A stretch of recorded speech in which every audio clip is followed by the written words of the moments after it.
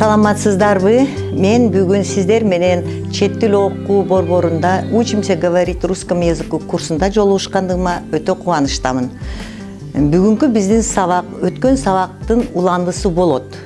Бул фонетика бөлүмүнөн өткөндө биз үндүү тамгалар жөнүндө кеп кылсак, бүгүн биздин өтүлүүчү сабагыбыз твердые и мягкие звуки. Башкача айтканда, жоон жана ичке тыбыштар жөнүндө кеп салабыз. Бизге белгилүү болгондой, орус тилинде 36 тамга бар. Анын ичинен 10 үндүү, 21 үнсүз, 2 белги экенин билгенбиз. Бүгүн эми ошол 21 үнсүз тамга кайсыл учурда жоон, кайсыл учурда ичке тыбыштар болуп бөлүнөт, ошого биз токтолобуз. 21 үнсүз тамга Б жоон, Б ичке тыбышты берет. В жоон, В ичке, Г ги, ды, ди деп ушинтип үнсүз тамгалар жоон жана ичке тыбыштарга бөлүнөт. Алардын ичинен жуу жок, үнсүз жоон тамгалар бул Ж, Ш, Ц. Булар кайсы жерде болбосун, кайсы позиция, кайсы учурда болбосун, сөздүн кайсы жеринде кезикпесин, бул 3 тамга дайым жоон. Ал эми ча, ша, ый үнсүз тамгасы болсо, булар кайсы жерде болбосун, кайсы позицияда жолукпасын, булар дайыма ичке. Эми сиздер менен кайсы учурда булар жоон окулат, кайсы учурда ичке окулат, мына ошолорго токтолобуз. Биз ушинтип орус тилинде үнсүз тамгалар жоон жана ичке тыбыштар болорун билип алдык. Эми кайсы учурда бул үнсүздөр жоон тыбышты берет, кайсы учурда ичке тыбышты берет, мына ошого токтолмокчубуз. Жоон болгон учурлар твердые. Биринчи учур перед гласными буквами А, О, У, И, всегда согласные твердые. То есть кыргызча айтканда А, О, У, И үндүү тамгалардын алдында үнсүз тамгалар жоон тыбышты берет.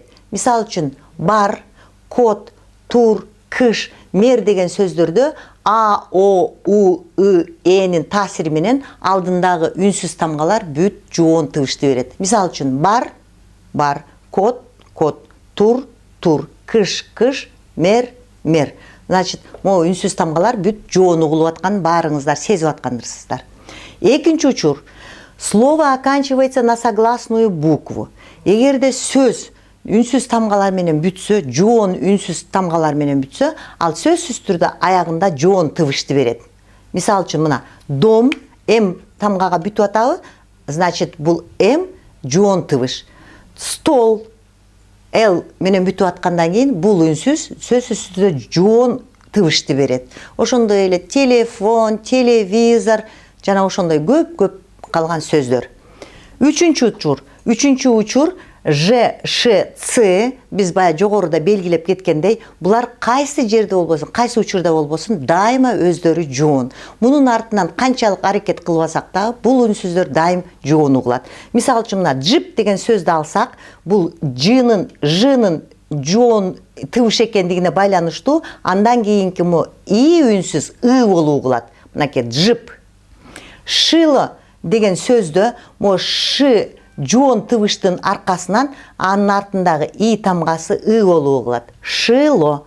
Цирк деген сөздө ц жоон тыбыш болгондуктан и тамгасы ы болуп угулат дагы цирк деген сөздү бизге берет. Эми биз үнсүз тыбыштардын ичке болушуна азыр токтолобуз. Ал дагы 3 учурда ичке болуп угулат. Мисал үчүн перед гласными буквами Я, Ё, Ю, Е, И мягкий знак всегда согласные мягкие. Же болбосом Я, Ё, Ю, Е, И ичкертүү белгиси тамгалардын астында үнсүз тамгалар дайыма ичке. Мисал үчүн мына мяч деген сөздү алсак, янын таасири менен М ичкерип кетет дагы мяч, мынакей мяч. А чы болсо өзү дайым ичке болгондуктан бул ичке. Андан кийин пень дейли. Муну иенин таасири менен П да ичке болот дагы. Андан кийин ичкертүү белгисинин таасири менен Н ичке болот дагы. Бул эки үнсүз тең ичке болот. Мисал үчүн пень. Так, андан кийинки люди. Ошондой эле бул юнун таасири менен Л ичкерет, инин таасири менен Д ичкерет. Люди. Люди. Темно деген сөздө енин таасири менен ты ичкерет дагы, бул дагы ичке болуп окулат. Темно, темно.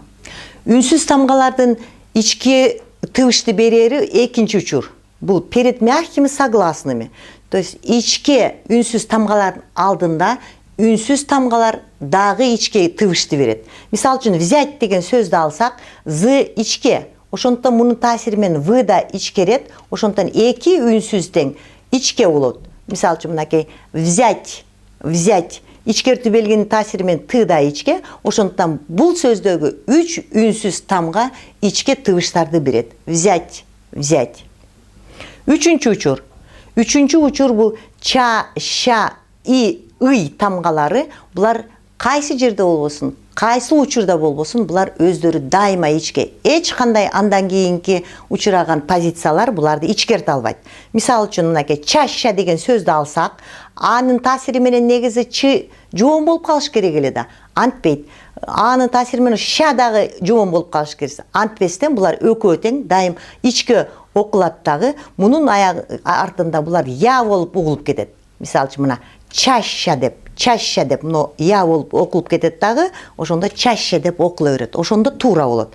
Майор деген сөздө мо ый өзү ичке, ошондон кийин мо о ё болуп окулуп калат мына деп мына. Ё болуп окулат дагы, ошондо майор деп окуй берсеңиздер эң туура болот.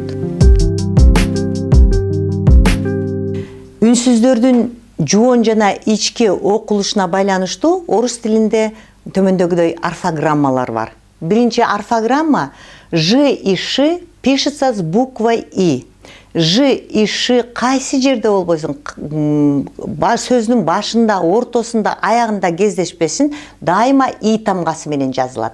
Ушуну сиздер аксиома катары кабыл алып койсоңор болот. Мисал үчүн жить и пишется здесь, а слышится и. Шить и пишется, а слышится и. Джип, живот, ошондой сөздөр көп, ошол кайсы жерде болбосун, дайым жи шыны и тамга менен жазышыңар керек. Второе. Ци в корне слова с буквой и пишется. В корне слова. Это вы должны учесть.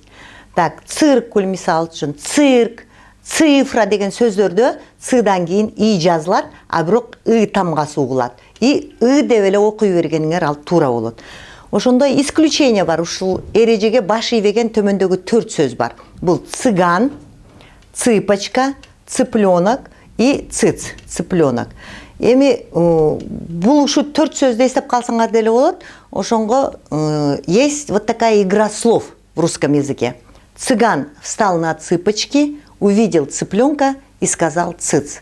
Цыган встал на цыпочки, увидел цыпленка и сказал цыц. Үнсүз тамгалардын жоон жана ичке окулушу боюнча дагы бир төмөндөгүдөй орфограмма бар. Бул ча и ша пишется с буквой а. Бул ча менен ша өзү дайым ичке болгондуктан байланыштуу, андан кийинки а тамгасы я болуп угулат. Я болуп угулат. Ага карабастан ча менен ша дайыма а тамга менен жазыш керек. Мисал үчүн мына чаща, шавель жана башкалар. Ошондой эле чу и шу пишется с буквой у. Ча менен ша дагы эле ичке болгондуктан табигатынан булардын аягында у дайым ю тамгасы болуп окулат.